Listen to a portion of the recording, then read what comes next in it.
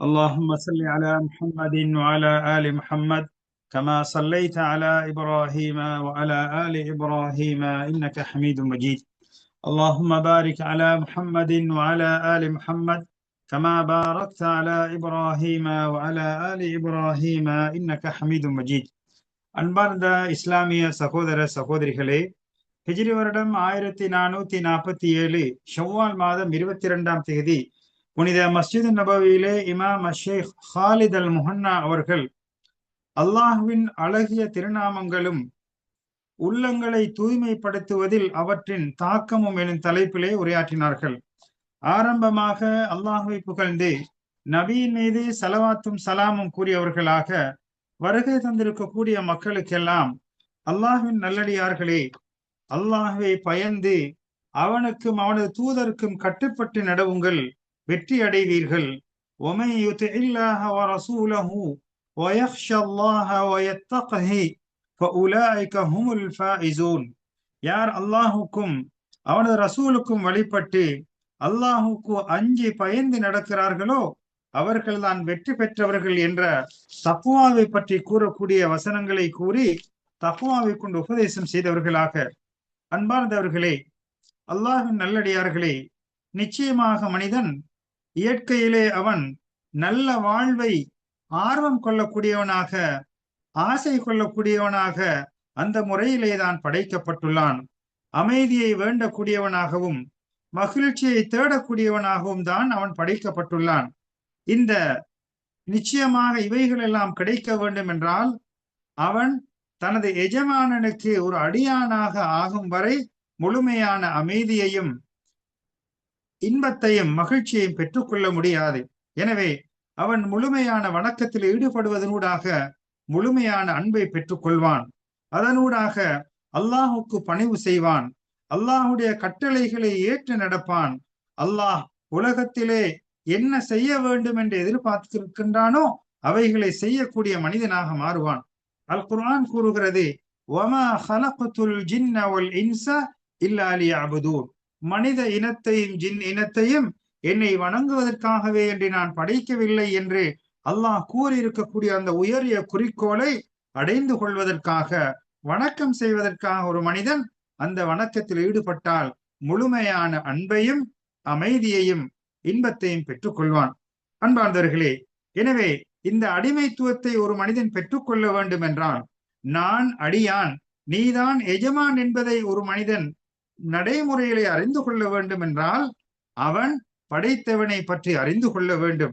யார் படைத்தவனை அறிந்து கொள்கிறானோ அவன்தான் படைப்பாளனை அதிகம் வணங்கக்கூடியவனாக இருப்பான். இதன் காரணமாகத்தான் அல்லாஹ் சுப்ஹானஹு வ தஆலா தூதர்களை அனுப்பி வேதங்களை இறக்கி வைத்து தன்னை பற்றி வானவர்கள் மூலமாக, அதாவது தனது அரசாட்சியை பற்றி இந்த தூதுவர்கள் மூலமாக மக்களுக்கு அறிமுகம் செய்திருப்பதை நாம் காணலாம். இவ்வாறான அறிமுகம் செய்த விடயங்களிலே மிகவும் தெளிவான விடயம்தான் அல்லாஹ் யார், அவருடைய திருநாமங்கள் என்ன, அவனுடைய சிறப்புகள் என்ன, அவனுடைய மேன்மைகள் என்ன என்பதிலே எந்த விதமான சந்தேகம் ஏற்படாத வண்ணம் அவனை பற்றி அவனது தூதர்கள் அறிமுகம் செய்திருப்பதை நாம் காணலாம். எனவே அல்லாஹ்வை பற்றிய அறிவு என்பது அதுதான் இஸ்லாத்தின் அடிப்படையாகவும் ஈமானின் அடிப்படை கோட்பாடாகவும் இருக்கிறது. இந்த அறிவு என்பது எல்லா விடயங்களிலும் முதன்மைப்படுவதை நாம் காணலாம்.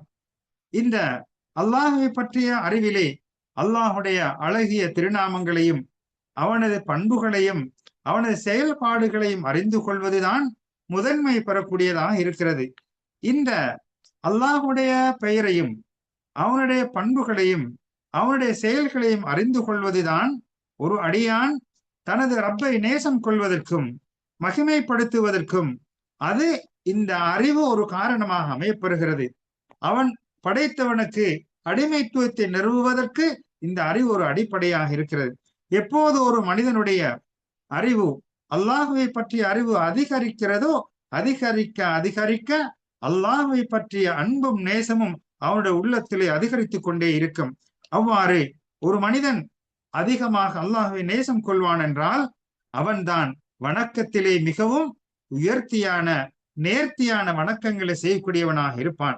அல்லாஹ் சுப்ஹானஹு வ தஆலாவை பற்றிய அழகிய திருநாமங்கள், அவனது பண்புகள், இவைகளை அறிந்து கொள்ள வேண்டும் என்பதற்காகத்தான் தூதர்களை எடுத்துக்கொண்டால், இந்த அல்லாஹ்வை பற்றிய அறிவு இருந்ததன் காரணமாகத்தான் ரசூல்மார்கள் அதிகம் அல்லாஹ்வை நேசிக்கக்கூடியவர்களாக இருந்திருக்கிறார்கள்.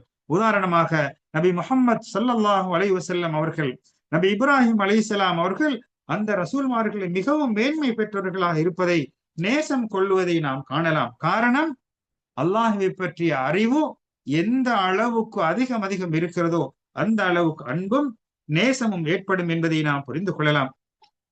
அன்பார்ந்தவர்களே, அல்லாஹ்வை பற்றிய அறிவின் மூலமாக ஒரு மனிதனுடைய ஆத்மா முழுமை பெறுகிறது, அது பரிசுத்தம் அடைகிறது, இன்பம், அதாவது உயிர் ஆத்மா இன்பம் அடைகிறது, உயர்வு பெறுகிறது. அது மாத்திரமல்ல, அல்லாஹ்வை பற்றிய அறிவின் மூலமாக ஒரு அடியான் இஹ்சான் என்ற அந்தஸ்துக்கு உயர்வதை நாம் காணலாம். அதாவது அல்லாஹ் என்னை, அதாவது அவனை பார்த்து கொண்டிருக்கிறான் என்ற ஒரு நிலையிலே வணக்கம் செலுத்தக்கூடிய அந்த இஹ்சான் என்ற நிலைக்கு அந்த அறிவு அவனை கொண்டு போய் சேர்க்கும். அன்பார்ந்தர்களே, அல்லாஹ் சுப்ஹானஹு வ தஆலா தன்னை பற்றி பல வழிகளில் அறிமுகம் செய்திருக்கிறான் அல் குர்ஆனிலே. அதே போன்று நபி ஸல்லல்லாஹு அலைஹி வஸல்லம் அவர்கள் அவர்களுடைய ஹதீஸ்களிலே அல்லாஹை பற்றி அறிமுகம் செய்திருப்பதை காணலாம். அவருடைய திருநாமங்கள், பண்புகள், செயல்பாடுகள், வானம் பூமியிலே இவைகளை படைத்திருக்கிறான், இவை இந்த வானம் பூமிகளிலே இந்த இரண்டுக்கு மத்தியிலே எத்தனை நுட்பமான வடிவமைப்புகளை செய்திருக்கிறான், பிரபஞ்சத்திலே எத்தனை தெளிவான விடயங்களை உருவாக்கி இருக்கிறான் என்பதை பற்றியெல்லாம் அறிமுகம் செய்திருப்பதை நாம் பார்க்கிறோம். அதே போன்று அல்லாஹ் சுப்ஹானஹு வ தஆலா தனது அடியார்களுக்கு வெளிரங்கமான உள்ரங்கமான அல்லாஹுடைய அழகிய திருநாமங்களை அறிவிக்கக்கூடிய எத்தனையோ நிஅமத்துக்களை வாரி வழங்கி இருப்பதை நாம் காணலாம். இந்த அல்லாஹுடைய திருநாமங்களையும் பண்புகளையும் செயல்களையும் பார்ப்போமானால் அது மனிதர்களுக்கு அருளாகவும் சாதகமானதாகவும் நுட்பமானதாகவும் நீதியானதாகவும் அமைந்திருப்பதை காணலாம். இவைகளெல்லாம் நமக்கு எதனை எடுத்து காட்டுகின்றது என்றால், அவன்தான் தகுதியானவன், உலகத்திலும் மறுமையிலும் புகழுக்குரியவன் அவன்தான், வானங்களிலும் பூமியிலும் புகழப்படக்கூடியவன் தகுதியானவன் அவன்தான், முழுமையான புகழுக்கு தகுதியுடையவன் அல்லாஹ் என்பதை கோடிட்டு காட்டுவதை காணலாம். உலகத்திலே திக்ரு செய்வதற்கு மிகவும் உரித்துடையவன் அல்லாஹ்வாக இருக்கிறான், புகழ்வதற்கு உரித்துடையவன் அல்லாஹ்வாக இருக்கிறான், வணங்கப்படுவதற்கு உரித்துடையவன் அல்லாஹ்வாக இருக்கிறான். எனவே வலஹுல் மஸலுல் அஅலா ஃபிஸ் ஸமாவாதி வல் அர்த், வானங்களிலும் பூமியிலும் உதாரணம் வர்ணனை செய்வதற்கு ஒரு வர்ணனை அவனுக்கு இருப்பதை அல் குர்ஆன் கூறுகிறது. அன்பார்ந்தவர்களே, எனவே தன்னிலும் தனது திருநாமங்களிலும் தனது பண்பாடுகளிலும் அவன் முழுமை பெற்றவனாக இருக்கிறான். எனவே அல்லாஹ் சுப்ஹானஹு வ தஆலா படைத்து பரிபாலிக்க கூடியவன் என்ற ருபூபியாவை அறிவிக்கக்கூடிய செய்திகளை பல இடங்களிலே அல்லாஹ் அறிமுகம் செய்திருப்பதை காணலாம். எனவே இந்த விடயங்கள் எல்லாம் நமக்கு எதனை காட்டுகின்றது என்றால், அழகின் உச்சகட்டத்திலே அல்லாஹ் இருக்கிறான், அவனுடைய திருநாமங்கள் இருக்கிறது, அழகான திருநாமங்கள். அது உள்ளத்துக்கும் கேட்பதற்கும் மிகவும் இனிமையானதாக அழகானதாக இருப்பது மாத்திரமல்ல, அவன்தான் முழுமையான புகழுக்கு சொந்தக்காரன், அவன்தான் மகிமைக்கு சொந்தக்காரன் போன்ற விடயங்களை எல்லாம் அந்த திருநாமங்களும் பண்புகளும் நமக்கு கூறிக்கொண்டே இருக்கிறது. ஒவ்வொரு பெயர்களை எடுத்துக்கொண்டாலும் ஒவ்வொரு பண்புகளை எடுத்துக்கொண்டாலும் அதிலே எந்தவித குறைகளையும் காண முடியாது. அழகு பேரழகைத்தான் நாம் காண முடியும். அல்லாஹ் சுப்ஹானஹு வ தஆலா இவ்வாறு தனக்கே தன் பெயர்களை ஏன் வைத்திருக்கிறான் என்றால், தனது அடியார்கள் தனது ரப்புடைய பெயர்களை கேட்டு திருந்த வேண்டும், சிந்திக்க வேண்டும், படிப்பினை பெற வேண்டும், அவனை வணங்க வேண்டும் என்பதற்காகத்தான் இவ்வாறு அல்லாஹ் ஆக்கி வைத்திருக்கிறான். அன்பார்ந்தவர்களே, எனவே இந்த பெயர்களை திருநாமங்களை அறிந்து அதற்குரிய உரிமைகளை நிறைவேற்றக்கூடியவர்களாக நாம் நம்மை மாற்றிக்கொள்ள வேண்டும். வலில்லாஹில் அஸ்மாஉல் ஹுஸ்னா, அல்லாஹுக்கு அழகான திருநாமங்கள் இருக்கிறது.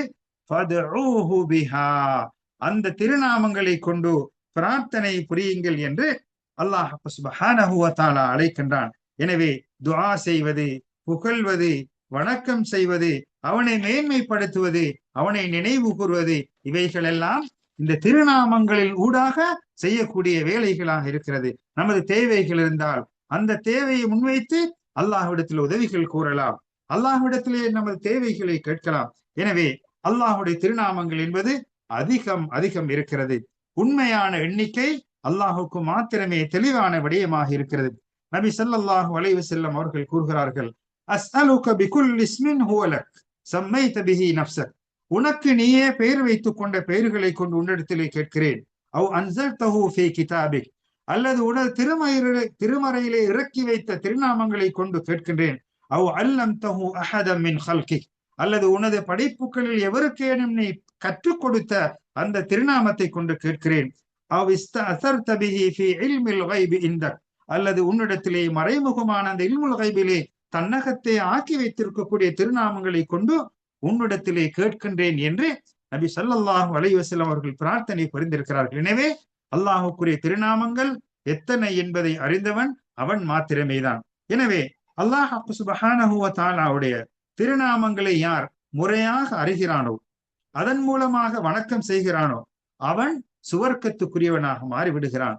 நபி அவர்கள் கூறுகிறார்கள், அல்லாஹுக்கு 99 திருநாமங்கள், அதாவது 100ஐ தவிர்த்து 1, அதாவது 99 திருநாமங்கள் இருக்கின்றன. யார் அதனை பேணி பாதுகாக்கிறார்களோ அவர்கள் சுவர்க்கத்தில் நுழைந்து விடுவார்கள் என்று நபி அவர்கள் கூறுகிறார்கள். எனவே இந்த 99 திருநாமங்கள் என்பது அல்லாஹுடைய திருநாமங்களிலே பிரபல்யமான திருநாமங்களாக இருக்கிறது. ஆனால் திருநாமங்கள் இன்னும் ஏராளம் ஏராளம், எண்ணிக்கை அல்லாஹுக்கு மாத்திரமே சொந்தமானதாக இருக்கிறது.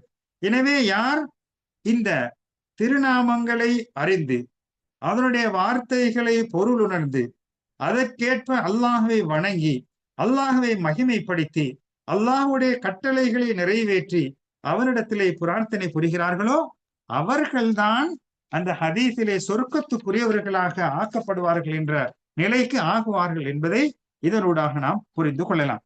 அன்பார்ந்தவர்களே, இந்த திருநாமங்களிலே முக்கியமான 5 திருநாமங்கள் சூரத்துல் ஃபாத்திஹா, உம்முல் குர்ஆன் என்று சொல்லக்கூடிய அந்த முதலாவது சூறாவிலே அமைந்திருப்பதை நாம் காணலாம்.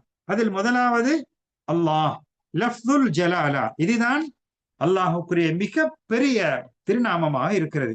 இந்த அல்லாஹ் என்ற பெயரை எடுத்துக்கொண்டால் எல்லா பண்புகளையும் பெயர்களையும் உள்ளடக்கியதாக இந்த அல்லாஹ் என்ற பெயர் அமைந்திருப்பதை காணலாம்.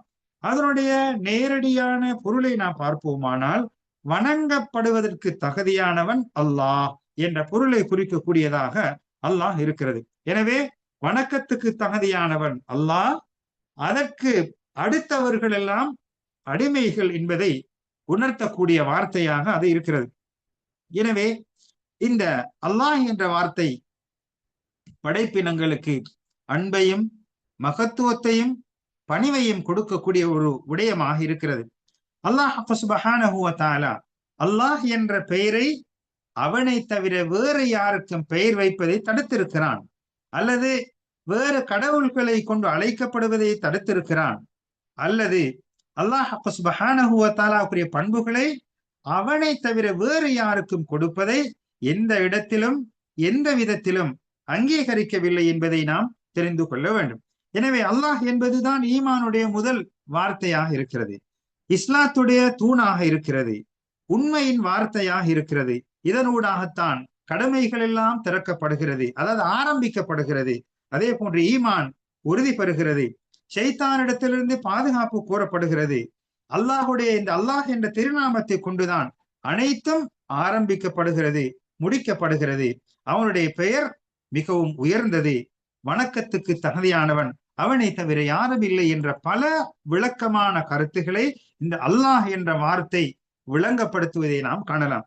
இரண்டாவது அர்-ரப், அர்-ரப் என்ற பெயர், இது அனைத்து விடயங்களையும் பரிபாலித்து ஆட்சி செய்யக்கூடியவன் என்ற கருத்தை கூறக்கூடிய ஒரு பெயராக இருக்கிறது அர்-ரப்.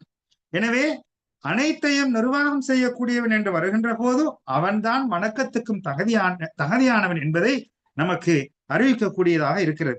எனவே இது அல்லாஹுடைய முழுமையான பண்புகளையும் புகழுக்குரியதையும் காட்டுகின்றது. அனைத்து படைப்பினங்களும் நிர்வகிக்கப்படக்கூடியவர்கள், எனவே நிர்வாகம் செய்யக்கூடிய ஒருவன் இருக்கிறான், அவன்தான் அல்லாஹ். நிர்வாகம் செய்யப்படக்கூடியவர்கள் படைப்பினங்கள் என்பதை இதனூடாக புரிந்து கொள்ளலாம். அவன் அரசாட்சியுடையவன், அவன் திட்டமிடக்கூடியவன், அவன் திட்டம் தீட்டக்கூடியவன், அடியார்களுக்கு அனைத்து நியமத்துக்களையும் பல வகையான நியமத்துக்களையும் வாரி வழங்கக்கூடியவன். தனது நல்லடியார்களுக்கு அவர்களுடைய உள்ளங்களையும் ஆத்மாக்களையும் பண்புகளையும் பரிசுத்தப்படுத்தக்கூடியவன் என்ற பல பொருள்களை கொண்ட ஒரு பெயர்தான் அர்-ரப் என்ற இரண்டாவது பெயராக இருக்கிறது. மூன்றாவது நான்காவது பெயர்களை எடுத்துக்கொண்டால் சூரத்துல் ஃபாத்திஹாவிலே வரக்கூடிய அல்லாஹ் அர்-ரப், அதற்கு பின்னால் அர்-ரஹ்மான் அர்-ரஹீம். இந்த அல்லாஹுடைய அருளும் கருணையும் படைப்பினங்களுக்கு அனைத்து விடயங்களிலும் ஒரு சூழ்ந்த ஒரு கருணையாக அமைந்திருப்பதை காணலாம். உணவிலும் வாழ்விலும் அவர்களுக்கு சாதகமான விடயங்களிலும் அவர்களுடைய விடயங்களை திட்டமிடுவதிலும் அவர்களுக்கு பயனுள்ள விடயங்களை கற்றுக் கொடுப்பதிலும் இவ்வாறாக அனைத்து விடயங்களையும் பொதிந்ததாக இந்த அருளாளன் அன்பாளன் என்ற ரஹ்மான் ரஹீம் என்ற பெயர் அமைந்திருப்பதை காணலாம். அல்லாஹ் சுப்ஹானஹு வ தஆலா தனது அருளின் காரணமாகத்தான் தூதர்களை அடியார்களுக்கு நேர் வழிகாட்டிகளாக அனுப்பி வைத்தான். மார்க்கத்தை அல்லாஹ் அங்கே கடமையாக்கி இருக்கிறான். அர் ரஹ்மானு அல்லமல் குர்ஆன், அல்லாஹ் தான் குர்ஆனை கற்றுக் கொடுத்தான். ஹலக்கல் இன்சான், மனிதனை படைத்தான். அல்லமஹுல் பயான், அவர்களுக்கு விளக்கத்தை கற்றுக் கொடுத்தான் என்று அல் குர்ஆன் கூறுவதை காணலாம். எனவே இந்த அர் ரஹ்மான் அர் ரஹீம் என்பது அல்லாஹ் சுப்ஹானஹு வ தஆலா அந்த அல்லாஹ் என்ற பெயருக்கு இணைந்ததாக நேரானதாக அமைந்திருப்பதை காணலாம். அல் குர்ஆன் கூறுகிறது, குலிது அல்லாஹ், அல்லாஹ்வை அழையுங்கள், அவிது அர் ரஹ்மான், அல்லது ரஹ்மானை அழையுங்கள், ஐயம்மா ததுஉ ஃபலஹுல் அஸ்மாஉல் ஹுஸ்னா, நீங்கள் எதை கொண்டு அவனை அழைத்தாலும் பிரார்த்தனை புரிந்தாலும் அவனுக்கே அழகிய திருநாமங்கள் இருக்கின்றது என்று அல் குர்ஆன் கூறுகிறது. எனவே அல்லாஹ் சுப்ஹானஹு வ தஆலா இந்த அர் ரஹ்மான் அர் ரஹீம் என்ற பெயரை தனக்கு சொந்தமானதாக ஆக்கி வைத்திருக்கிறான். எனவே அர் ரஹீம் என்று அடியார்கள் பெயர் வைப்பதை அல்லாஹ் தடுத்திருப்பதை காணலாம். அடுத்ததாக அர் ரஹீம் என்ற இந்த பெயர் அவனுக்கே சொந்தமானது. மறுமையிலே முஃமின்களுக்கும் முத்தகீன்களுக்கும் அவன் ரஹீமாக இருப்பான்.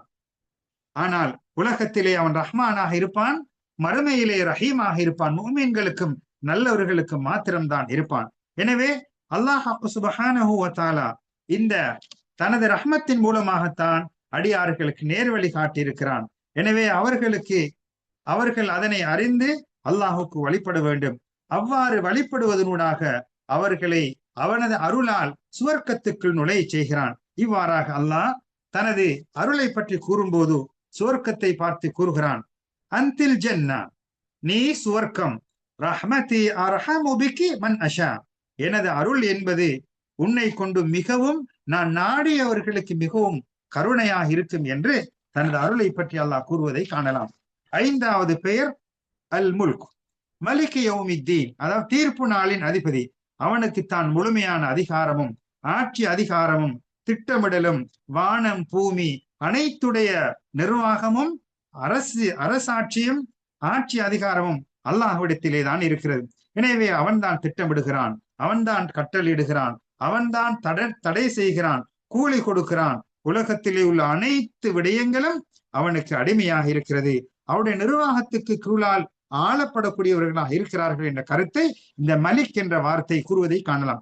அதே போன்று அல்லாஹுக்கு அல் முஹைமின், அல் அசீஸ், அல் ஜப்பார், அல் முதகப்பிர், அல் அதீம், அல் ஜலீல், அல் கபீர், அல் காஃபித், அல் ராஃபி, அல் முஇஸ், அல் முதில், அல் ஹக்கம், அல் அத்ல், அல் முதால் போன்ற ஏராளமான பெயர்களை நாம் காணலாம். எனவே அன்பார்ந்தவர்களே, அல்லாஹ்வின் நல்லடியார்களே, அல்லாஹ் சுப்ஹானஹு வ தஆலா தனது பெயரை விரும்புகிறான், தனது பண்புகளை விரும்புகிறான்.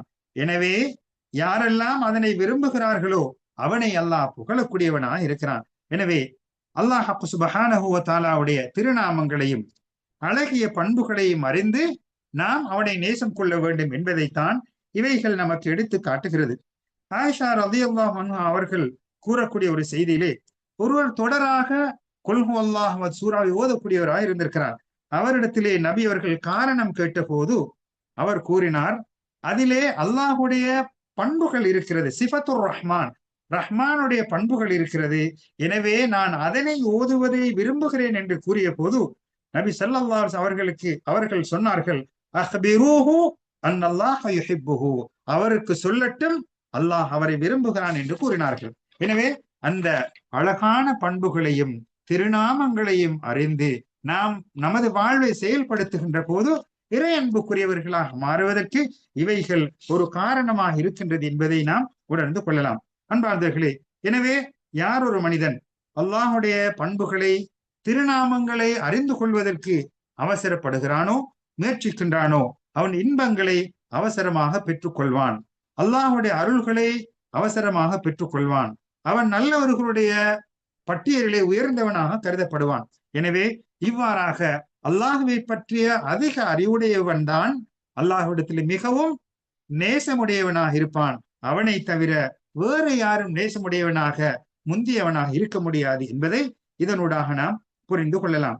எனவே ஒரு அடியான் இந்த அறிவை அறிந்து கொள்வதனூடாக, அதனை சிந்திப்பதனூடாக, அதனை ஆய்வு செய்வதனூடாக அவன் அறிந்து கொள்வான், என்னை படைத்த ரப் அவன்தான் முழுமையானவன், முழுமையான அறிவாற்றல் உடையவன், முழுமையான புகழுக்குரியவன் என்பதை அவன் அறிந்து கொள்வான்.